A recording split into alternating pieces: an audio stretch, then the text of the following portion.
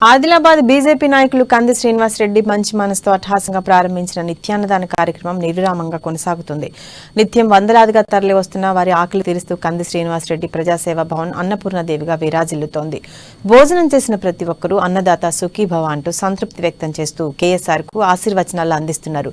ఏ నాయకుడు ఇలా రోజు భోజనం పెట్టలేదని ఈ బృహత్తర కార్యక్రమానికి శ్రీకారం చుట్టిన కంది శ్రీనివాస్ రెడ్డి నిండు నూరేళ్లు చల్లగా ఉండాలని దీవెనలు అందిస్తున్నారు. రాజకీయంగా మరింత ఎత్తుకు ఎదగాలని ఆకాంక్షిస్తున్నారు.